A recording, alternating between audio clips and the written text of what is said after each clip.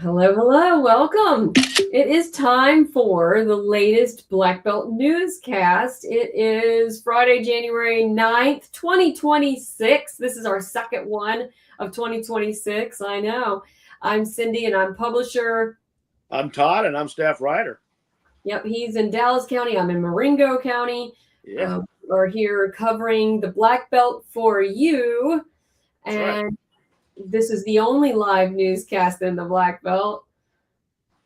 I always like to start out by saying that our stories come from blackbeltnewsnetwork.com. This is where you can read more about and watch the videos that we have that go along with a lot of the stories that we're going to share today.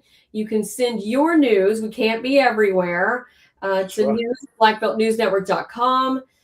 We want to cover as much as we can, so send emails with information or suggestions for story ideas. And photos, videos would be great so that we can try to put our tentacles into all of the Black Belt as much as we can. And sign up for our daily newsletter. Every single day we send headlines at 3 o'clock. This is easy to sign up for when you go to blackbeltnewsnetwork.com. It'll ask you within the first couple of seconds. And you just put in your email. We do not charge for our content. Our content is free. We like to we're a public service to you in the community. But in order to do that, we do ask for donations. So if you want to help us out, you can make a donation when you go to blackbeltnewsnetwork.com. There's a red button that says donate now, and it's really easy. Do $10 a month. Give us $10,000. We'll take all of it.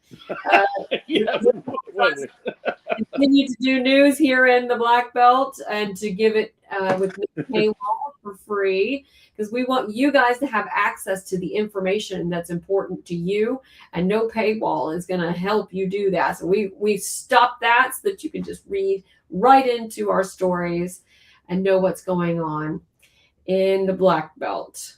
And we do have the ability to take comments while you guys are listening. So if you want to share with us what you're thinking, and if you have questions about some of the stories we're doing, just let us know. Drop us a line, and wherever you're seeing us, we will see your comment and we can answer you. So we like this to be a conversation, right? There you go. Exactly. Okay. Two-way street. Yes. So we are live. It is pouring down rain here in the Black Belt. It is here too in Dallas County. Yeah. Yeah. So we're preparing for some severe weather today. Some schools are closing early. So Selma City schools and Dallas County schools is what I've heard so far are the ones that are closing early. If you know of a school that's closing early I'm not aware of, mention it in our comments and I can announce it. It's good to know. Got to go get the kids early. Mine's 16 now, so I don't have to go pick her up if she was getting out early. That's right, at Demopolis High School, but they're still in session and making it for the day. Mine's homeschool, so he's back there doing school right now. Yours are homeschool, so they're just hanging home. A lot of different ways we do our education here in the Black Belt. All right. Take care of our babies. So at the end, we're going to do a Black Belt roundup, and we do have some kind of latest stories. We don't usually talk about breaking news like shootings or car accidents, but we will be talking about that later in our segment today, because it's been a real couple of shockers in our team that we will discuss a little at the end. Would love to get your input as well. But we're going to start with Rural Health has opened a podiatry clinic. They've already had a podiatrist at the office in Selma. I know that because my son has been to her. Yeah. She's wonderful. Dr. McPhillips is wonderful. Yeah. Super nice lady. Love her. Yeah. So tell us, you got to go to a ribbon cutting for a expanded podiatrist. Yesterday morning, they held the official ribbon cutting.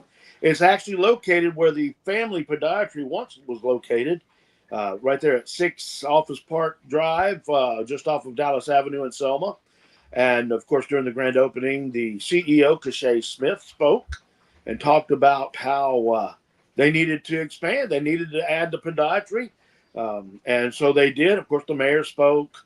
Cheryl Smedley spoke. Judge Nunn was there. He spoke as well. Talked about the importance of podiatry, the importance of healthcare, and the importance of making it accessible to everyone, which rural health does. And, of course, the official ribbon cutting. Shay talked about how also there's going to be some of the administrative offices located in that building because they've been expanding so much. They've actually recently added Clark County to the counties that they cover. Oh. And, I had it right here in front of me, what county they cover. I know it's Marengo and Perry, Wilcox. Yeah. And now Clark, Monroe, and now Clark. Marengo. And she did say, and I thought it was funny, and I had to make a silly joke. She said that now rural health has such a large footprint. I said, well, that's why you needed a podiatry clinic. Yeah. And she laughed, and I said, and I guess that the line for the clinic when they first opened the doors was many feet long, wasn't it? But the new clinic is open and ready for business. It's nice to hear about a healthcare expansion in a time when healthcare is struggling in the Black Belt. It is. And she talked about that too, and the fact that healthcare is seeing a lot of trying times right now, especially in rural areas, and that the fact that they're expanding is a positive thing. So check them out, rural health. In the Black Belt, we have a lot of diabetes cases, which means that there is a lot of issues with feet. That's right. Yeah, my son ingrown toenail. Yeah. And she was great with him. But I know that there are many other major issues because if you're not comfortable with your feet, you can't. Your mobility is affected. Your ability to work the truth. is affected. Yeah. Yep. Well, that's exciting. Thank you for being at that for us. Oh, it was great. I always like to see those folks. There's some good people. There's a lot going on right now. We're trying to make everything. We love you guys. Yeah. We're trying to make everything. All right. Let's move over to Marion. And we're going to stay in Marion for a little bit in Perry County. Judson College. Lots of things going on. I mean, there's a lot of expansion going on in Marion and Perry County. Judson College, there is a potential buyer that's going to purchase the complete campus, and they have a lot of plans for Judson College. None of it's made official yet. I'm told that it's going to happen in the next few days. We'll have more detailed information, but at the Marion Council meeting this past Monday, a representative, Miss Liberty Duke, for the representative of the company, asked for tax abatements, which of course are tax breaks for the company, and that helps to bring incentives, for them to actually open up and go into business. And the way that works, you got to go to the city first. Their next stop will be with the county commission, which is next Tuesday evening. They'll ask the county commission for tax abatements. Then the state can give them abatements, and that's just a cut rate or no taxes for a certain amount of time to help, I guess, spur on the growth of the company, to help get the company established. And I believe it was a 10-year abatement they're going to give. The city agreed 20. on. 20 years. That's right. But they're going to look at it in 10 years. And the county will probably do something similar as well. But we'll have that because I'll go to the meeting next week. And we'll have more details on that then too. And in this case, it's also because there's a promise of job creation. And a lot of times they abate your taxes if they know that you're going to create jobs. Right. There's more to earn and learn and a benefit from with more jobs. Right. And that's part of the reason for those incentives is the company will settle and those taxes come back to the entities in the form of income taxes and sales taxes because more people are working, more people have money to spend. Yeah. So this is a very good thing. And here's another thing. There is a connection to this company and getting Vaden Field back up and running. So these two situations are connected, and what happens at Judson is going to be very good for Vaden Field. So that's another thing we're watching closely to see how it all develops. So and we have an idea of what's coming, but we're waiting for the announcement. For the official word, right. They are in the middle of negotiating with this new company. It's based in Texas. and little is known about them at this point. But they are going to, like you said, Perry County commission, Right. and then they will announce what kind of jobs and what kind of industry they're going to be. And what else they're going to do with the campus. And yeah, there's a lot, it closed in 2021. It's a well-loved campus. We get a lot of reads when I check out the analytics for our stories about Judson College. You guys really care outside of the Black Belt what's happening with this campus, because it's a well-loved. And I understand a lot of good things are going to happen, including restoration of a lot of the buildings and leaving them intact and having them available for community use. So there's a lot of development in Perry County over the next couple of days, let alone the next couple of years. Yeah, speaking of development in Perry County and Marion, tell us about the fiber optics that's going on. Well, the Governor Kay Ivey has an initiative to install fiber optics around the state, and Marion has taken the lead on this. One of the very first communities to actually to do it in earnest. And as a matter of fact, if you drive around Marion and you see, those folks saw me videoing and they waved. But if you see these work crews around Marion, around surrounding areas, that's what they're doing. They're installing fiber optics. And I talked to Mayor Dexter Hinton earlier, and he was saying this is going to help them with dependable, fast, and reliable connectivity to the internet, which helps businesses, helps to attract business. It's good for all kinds of economic development, since so much of our lives are online now. I mean, look at what we're doing right this minute. Yes. And having good internet connectivity is extremely important. And the fiber optics is the pinnacle. It's the highest. It's the best. Now, we were asking about eFootprints. eFootprints in the past has set up a wireless fiber optic system. So this options for people in Marion will be the fiber optics or the wireless internet. And really, as Mayor Hinton said, the options are great. The fiber optics are probably a little more stable. Yeah. But the thing is, now there's going to be these options for education, for industry, for entertainment. It's just going to be a good thing for Marion. And this is the kind of development that's going on in a lot of rural areas under this initiative that the governor has implemented. So we're going to watch, too, to see how it affects the rest of our rural counties, because that's one of the big complaints is we don't have good connectivity. You and I have experienced it doing this newscast, We struggle with it almost every week. So far, exactly. going okay. Yeah, so hopefully this is going to help solve some of those problems. All right. Let's switch over to Demopolis. Over the holidays, we had a report about Rosenbush Hotel. And now this is where it's on Washington. No, it's on North Walnut. Mm-hmm.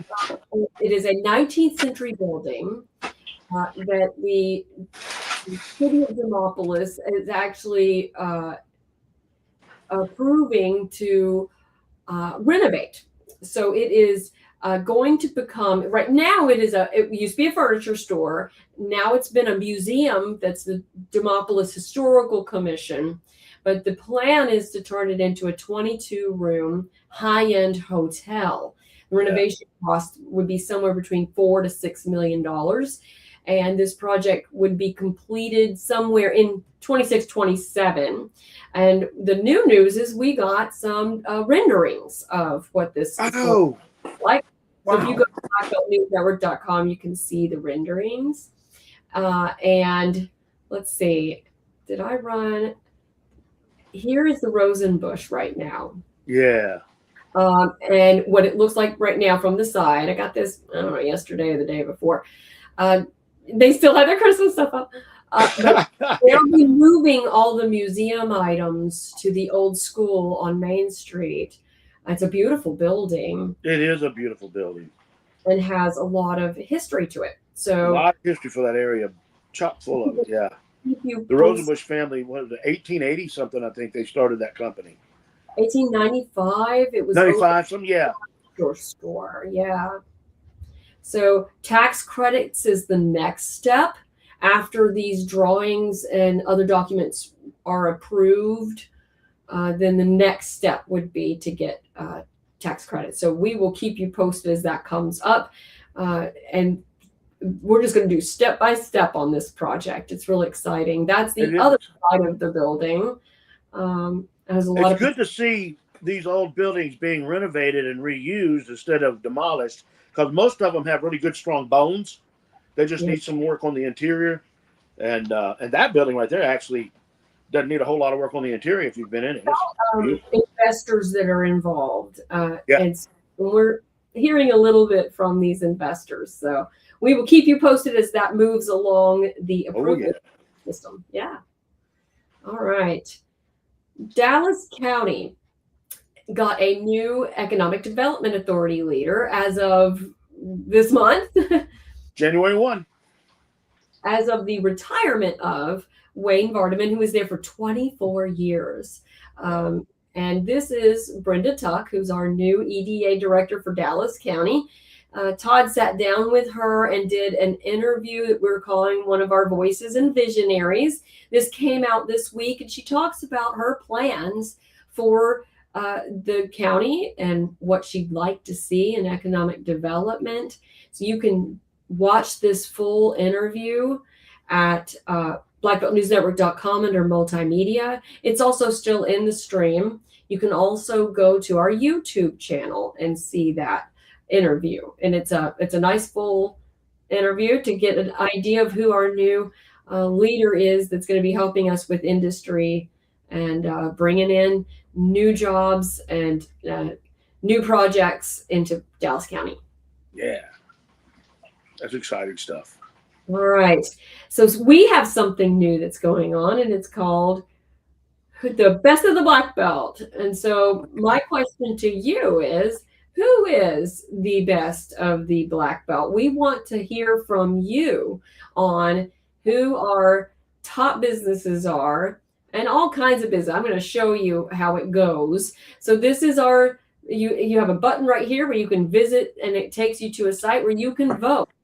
This gives you kind of the rules. It opened on Monday, and it is open for nominations until February 1st. Now, I made it open for write-in nominations as well, because, you know, we may not have all of them listed, and there may be a pizza place you know of in Grove Hill that I missed. Right. You can start. These are your different categories that we did. We're starting kind of small first because this is our first year ever. And we want to do this so that we can help. And I've already done some voting, so I don't know how much it'll let me do, but you just hit the start button. It'll take you through all the different topics. It starts with best barbecue, which I think is fitting for our area. Lord have mercy. That's and Dallas County alone is hard to choose. So yes, and maybe I'm wrong. Maybe there's one of these that you guys, or another one I didn't put on here, but I've got, you know, Slab or More in Demopolis, River City Soul, this Demopolis, Yes. Laney's 1 and 2 are both on here. Hickory Pit, Hancock's in Selma. Oh, yeah. Barbecue Club, which they partnered with my church here at Trinity Episcopal, and we did for the barbecue tasting that we did. So then you could do best butcher and meat shop. It's so fun. I've already done this, so I don't want to vote again. They won't let you anyway. I'll make you do an email just to sign up. It costs nothing to participate. So I just want to share. Did it not go? Oh, it didn't share the screen over to the others. Oh. Let me see if it'll let me share my screen to the new page. I was trying to show you all the voting, and it wasn't on there. I'm sorry. Hang on. It's going to be a lot of fun. It doesn't take long, so all you have to do is go to the Black Belt News Network, and it has a, let's see, here it is. Can you see that? Yeah. We can see that. Coffee shop. What's your best and favorite coffee shop? Kingdom Grounds. That's one here. Reflections in Selma. The Stable in Greensboro. These are all the fine dining, you know, Tally Ho, Red Barn. big mics.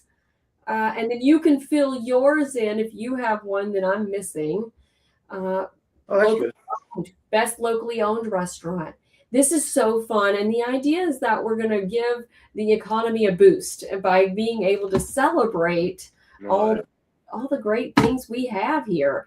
And so it doesn't take but just a second. It will ask for your email, but that's it. It costs nothing. So I would love for you guys to go participate. It'll be fun. If you want to help your friends do better, share it on social. It lets you do that, where you can say, hey, my friend is in the running for best real estate. There you go. Yeah. This is going to be really fun. Want you guys to participate with me. Yeah, we'll all do that. All right. That's the best of the black belt. So let's do the black belt roundup. I know, this is the one that I always have fun with. Although we're not going to do some fun items to start with. So we've had a rough week with some loss in Maringo County. There was a major accident on Highway 80. It caused an accident that lost the life of this young lady who's 16, a junior at Demopolis High School. And her name is Braylee Busby. Sweet girl. My daughter knew her and said she's really. I didn't realize that.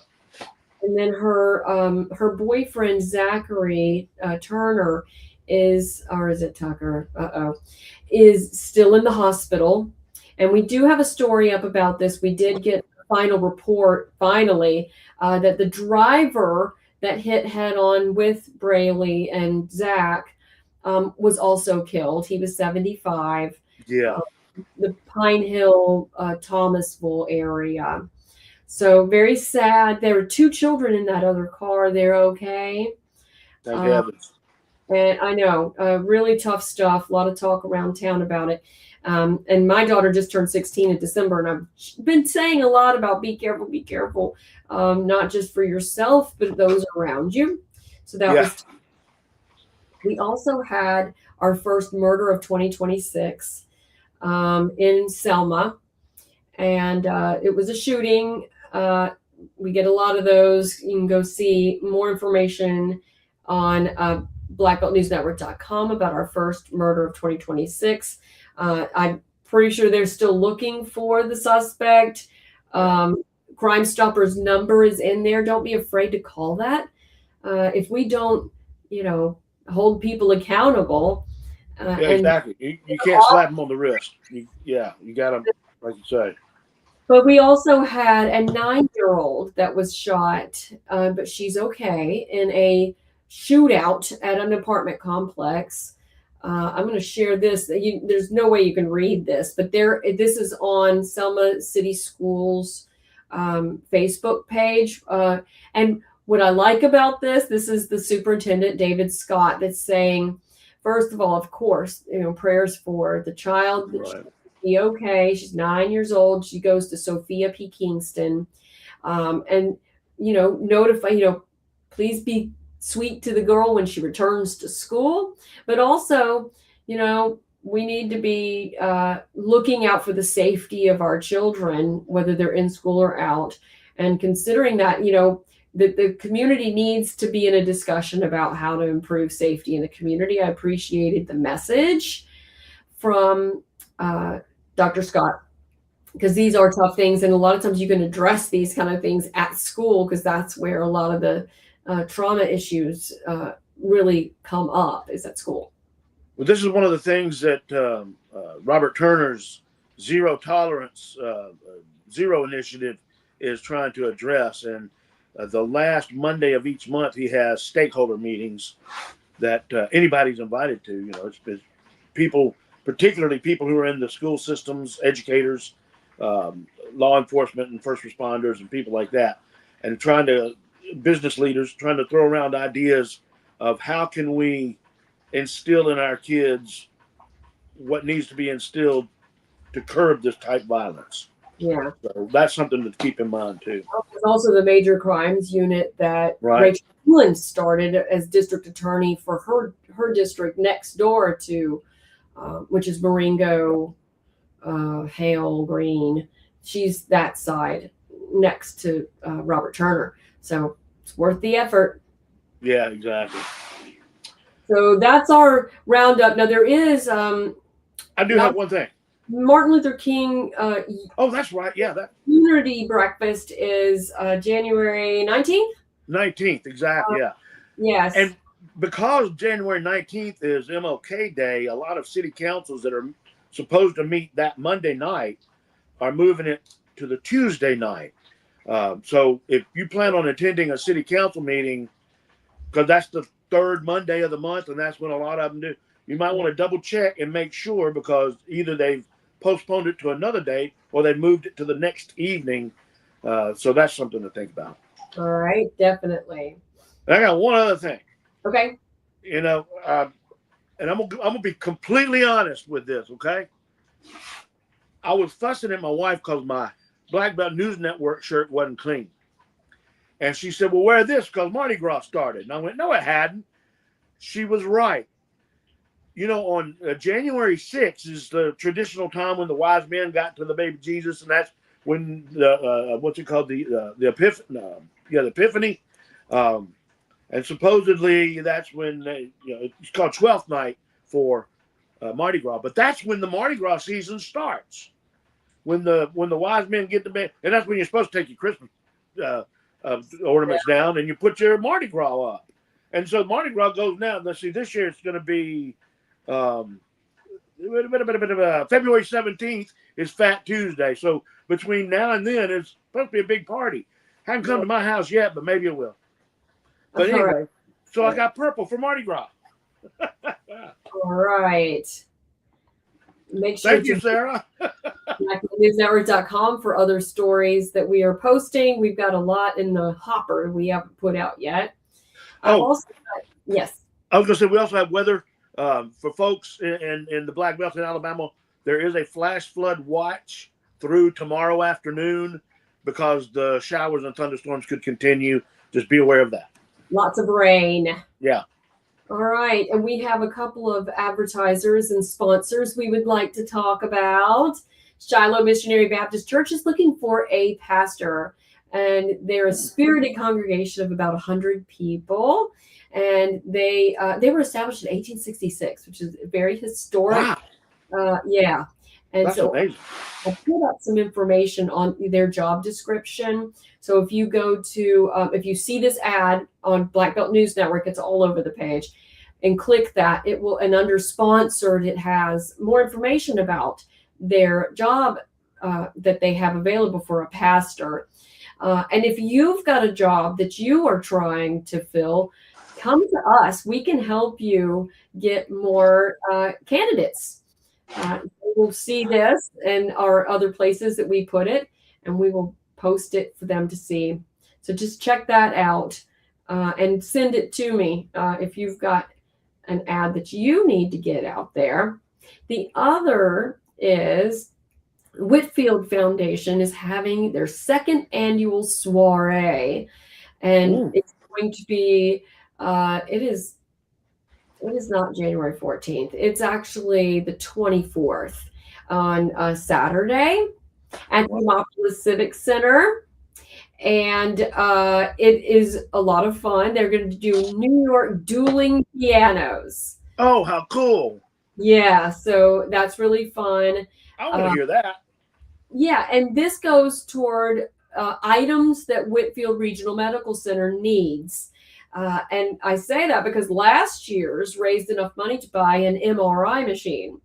Oh, and wow. we did report on that. So yeah. It's a creative way for the rural health care and hospitals to bring in some revenue and have a good time so that they can pay for the things they need to pay for. Also, it's similar to the tax credits that the hospitals have open right now. This started also on Monday, that you can donate to one of 50 hospitals around the state, and Whitfield Hospital is one of them. Vaughan Regional Medical is the is another October. They are both in that program. If you donate to them, you get tax credit for 2026. And it's a first come, first serve. They could raise up to $750,000 each hospital. But when the cap, which I think it's 20 million, then that's it. So not everybody is going to get the 750,000. So that's kind of cool as well. All right. That's a lot of stuff. That is a lot. We were talking about we didn't have a lot of stuff at the top. I know. We kept going 30 minutes. I was like, oh, it won't take that long. But there you go. Okay, guys. That is it for today's newscast. We are working on all of our stories that we've got coming up for next week. And we will see you next Friday at noon for the next edition of the Black Belt Newscast. Y'all have a great, safe weekend. All right. See you guys.